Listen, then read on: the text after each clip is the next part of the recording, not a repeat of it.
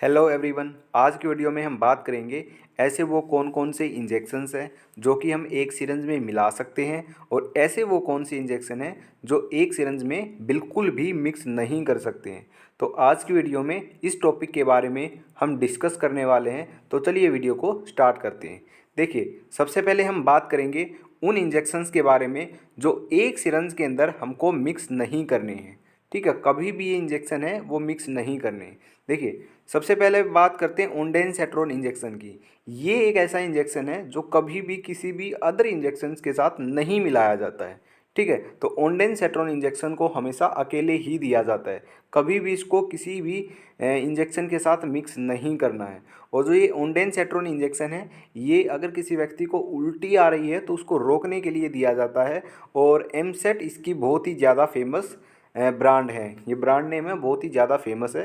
तो आपको पता होना चाहिए ओंडेनसेट्रोन जो इंजेक्शन है वो ना ही तो मिक्स करना है किसी अदर इंजेक्शन के साथ, और ओंडेनसेट्रोन इंजेक्शन अगर किसी व्यक्ति को उल्टी आ रही है तो उसको रोकने के लिए दिया जाता है। और एमसेट इसकी बहुत ही ज़्यादा फेमस ब्रांड नेम है। तो तीन बातें इसके बारे में आपको पता होनी ज़रूरी है।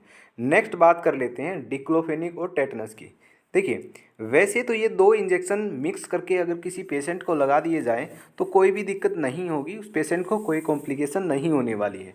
लेकिन ये जो इंजेक्शन है ये कभी भी आपस में मिक्स करके नहीं लगाने चाहिए। अब इसकी वजह क्या है? देखिए, अगर किसी व्यक्ति को चोट लग गई है तो क्या होता है, कई कई बार डॉक्टर्स क्या करते हैं, जिसको नॉलेज नहीं होती है तो वो क्या करता है, डिक्लोफिनिक और टेटनस को एक साथ मिक्स करके लगा देता है।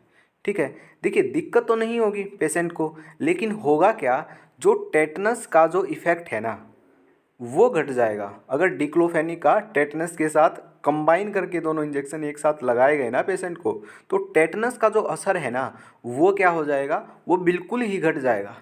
यानी कि जिस पेशेंट को, अगर मान लिया किसी पेशेंट का एक्सीडेंट हुआ है, ठीक है, उसको डॉक्टर ने ये दोनों इंजेक्शन मिक्स करके लगा दिए, तो वहाँ पे उस पेशेंट के अंदर टेटनस का जो इफ़ेक्ट है वो घट जाएगा, वो काम नहीं करेगा। ठीक है, बिल्कुल ही कम काम करेगा। तो इससे क्या होगा, उस पेशेंट के अंदर टेटनस होने का खतरा बढ़ जाएगा। तो इस वजह से डिक्लोफिनिक और टेटनस का जो इंजेक्शन है वो कभी भी मिक्स नहीं करना चाहिए। इनको कुछ टाइम इंटरवल के बाद ही लगाना चाहिए। जैसे कि सबसे पहले तो डिक्लोफेनिक, यानी कि दर्द उसका कम हो जाए। अगर किसी पेशेंट का एक्सीडेंट हुआ है या चोट लगी है, उसका सबसे पहले तो दर्द कम हो जाए, डिक्लोफेनिक इंजेक्शन लगाना चाहिए। उसके फिर 1.5-2 घंटे बाद क्या है, टेटनस का इंजेक्शन लगा सकते हैं। ठीक है, तो एक साथ कभी भी मिक्स नहीं करना है, क्योंकि जो टेटनस का इफेक्ट है ना, जो टेटनस की एफिकेसी है, काम करने का जो तरीका है, जो एक्शन है इसका, वो कम हो जाता है बॉडी में जाने के बाद। तो इस वजह से ये दोनों इंजेक्शन मिक्स नहीं करने चाहिए। देखिए, मोस्टली अब ऐसे इंजेक्शन कभी भी मिक्स नहीं करने चाहिए जो कि मिक्स करते ही क्या हो, उनका कलर चेंज हो जाए। मान लिया दो इंजेक्शन आपने मिक्स किए, चाहे वो कौन से भी इंजेक्शन हो, जैसे ही दो दो इंजेक्शन एक सिरिंज में डाले, उनका कलर चेंज हो गया, यानी कि उनका डिसकलरेशन हो गया, तो कभी भी वे मिक्स नहीं करने चाहिए। ठीक है, अगर उसके अंदर छोटे छोटे क्रिस्टल बन गए, यानी कि वो प्रेसिपिटेट हो गया, दो इंजेक्शन जैसे ही एक सिरिंज के अंदर मिलाए, उनका प्रेसिपिटेशन हो गया, अगर उनका प्रेसिपिटेशन हो गया, छोटे छोटे क्रिस्टल बन गए, तो भी वो इंजेक्शन पेशेंट को नहीं लगाना है। ठीक है, अब नेक्स्ट क्या प्रॉपर्टी देखनी है, क्या उसके अंदर हमको देखना है, अगर दो इंजेक्शन मिक्स करते ही वो थोड़े मिल्की सॉल्यूशन हो गए, मतलब दोनों वाइट वाइट हो गए थोड़े से, ठीक है, मिल्की मतलब दूध जैसे हो गए, है ना, तो वहाँ पे मिल्की सॉल्यूशन अगर वो शो कर रहे हैं मिक्स करने के बाद, तो भी वो इंजेक्शन, दोनों इंजेक्शन एक साथ मिक्स करके नहीं लगाने हैं। ठीक है, अगर विस्कोसिटी चेंज हो गई है, विस्कोसिटी का मतलब होता है गाढ़ापन, यानी कि उसकी विस्कोसिटी में अगर चेंज आ जाए, अगर दो इंजेक्शन जैसे ही एक साथ मिक्स किए तो उनकी विस्कोसिटी यानी कि गाढ़ापन बढ़ जाए, ठीक है, या फिर घट जाए, मतलब किसी भी तरीके से अगर उसके अंदर चेंज आता है, तो भी वो इंजेक्शन नहीं लगाने चाहिए। तो विस्कोसिटी में चेंज यानी कि गाढ़ेपन के अंदर अगर चेंज आ जाता है, तो भी दो इंजेक्शन वो कभी भी मिक्स नहीं करने हैं और पेशेंट को नहीं लगाने हैं। ठीक है, अगर वो दोनों इंजेक्शन, नेक्स्ट जो बात है वो अगर सॉलिड हो जाए, यानी कि दो इंजेक्शन जैसे ही एक सिरिंज के अंदर मिलाए, अगर वो सॉलिड बन जाए, ठीक है, जम जाए, कोगुलेट हो जाए, तो भी वो इंजेक्शन नहीं लगाने हैं पेशेंट को। तो ये सारी बातें हैं जो ध्यान में रखनी है। दो इंजेक्शन अगर मिक्स करते हैं एक सिरिंज में, अगर ऐसा कुछ देखने को मिलता है, discoloration, precipitation, milky solution, change in viscosity, अगर वो सॉलिड बन जाए, अगर ऐसा कुछ देखने को मिलता है तो वो सिरिंज आप तुरंत ही फेंक दो। ठीक है, वो इंजेक्शन कभी भी आगे भी क्या है, वो इंजेक्शन मिक्स नहीं करनी है। अगर ये इंजेक्शन मिक्स करके लगा दिए किसी पेशेंट को, उसकी जान तक जा सकती है। ठीक है, तो ये बात आपको बहुत ही ज़रूरी है ध्यान में रखनी। ओके, तो ये हो गई कुछ बातें जो कि इंजेक्शन को मिक्स नहीं करना है। अब बात कर लेते हैं ऐसे वो कौन सी इंजेक्शन है जो एक सिरिंज में मिला सकते हैं और पेशेंट को कोई भी कॉम्प्लिकेशन नहीं होगी। देखिए, सबसे पहला जो इंजेक्शन की बात करते हैं वो है एविल और डेक्सोना का इंजेक्शन। एविल के अंदर जो साल्ट होता है वो होता है फिनेरमाइन मैलेट, जो कि एलर्जी के अंदर यूज किया जाता है। और जो ये डेक्सोना है ये स्टीरोइड होता है, ये भी एलर्जी के अंदर यूज किया जाता है। तो अगर किसी व्यक्ति को एलर्जी हो रही है ना, तो एविल और डेक्सोना का जो कॉम्बिनेशन है वो लगा सकते हैं। ठीक है, एविल का इंजेक्शन और डेक्सोना का इंजेक्शन आपस में मिक्स करके अगर उस पेशेंट को लगा दिया तो कोई भी दिक्कत नहीं होगी और उसको जल्दी आराम हो जाएगा। तो एविल और डेक्सोना का जो इंजेक्शन है वो एक साथ मिक्स करके लगाया जा सकता है, कोई भी कॉम्प्लिकेशन नहीं होगी। नेक्स्ट जो इंजेक्शन है वो डेरिफाइलिन और डेक्सोना का, अगर ये दो इंजेक्शन भी मिक्स करके लगा दिए जाते हैं तो भी यहाँ पे कोई दिक्कत नहीं होती है। ये तब यूज किया जाता है इनका कॉम्बिनेशन जब किसी व्यक्ति को ज़्यादा ही सांस लेने में दिक्कत हो रही हो।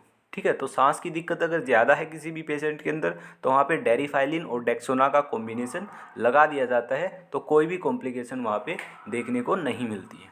ठीक है, नेक्स्ट हमारा जो इंजेक्शन है वो है रेंटिडिन और मिटोक्लोप्रोमाइड। अब ये क्या है, देखिए इंजेक्शन सबसे पहला है रेंटिडिन, ये गैस के लिए है, मिटोक्लोप्रोमाइड ये है उल्टी के लिए। तो दोनों ही जो ये इंजेक्शन है ये जब मिक्स करने हैं, अगर किसी पेशेंट को गैस भी है, चक्कर आ रहे हैं और उल्टी भी है, ठीक है, तो गैस और चक्कर या उल्टी आ रही है, तब ये अगर उस पेशेंट को लगा दिए जाए तो वहाँ पे गैस भी ठीक हो जाएगी, चक्कर आना बंद हो जाएंगे और उल्टी आनी भी इसको बंद हो जाएगी। तो रेंटिडिन और मिटोक्लोप्रोमाइड है, इन दोनों इंजेक्शन को भी हम मिक्स करके लगा सकते हैं। ठीक है, ओके। तो एक और मैं आपको बात बता देता हूँ, ये तीन कॉम्बिनेशन हमने देखे हैं कि जो इंजेक्शन एक साथ मिला सकते हैं। एक और कॉम्बिनेशन होता है वो होता है जिंटामाइसिन और डेक्सोना का। जिंटामाइसिन एक एंटीबायोटिक का इंजेक्शन होता है, ठीक है, एंटीबायोटिक दवाई है ये। और जो डेक्सोना है वो आपको पता है डेक्सामेथासोन, यानी कि वो स्टीरॉयड है। तो जिंटामाइसिन और डेक्सोना को वैसे तो मिक्स करके नहीं लगाते हैं, ठीक है, कहीं भी ना इन दोनों का जो कॉम्बिनेशन है ना, ऐसा नहीं लिखा है कि इन दोनों को मिक्स करके पेशेंट को लगाना चाहिए, किसी भी बुक के अंदर वो नहीं लिखा है। ठीक है, कहीं पे भी नहीं लिखा है, ओके, ऑफिशियली कहीं भी नहीं है।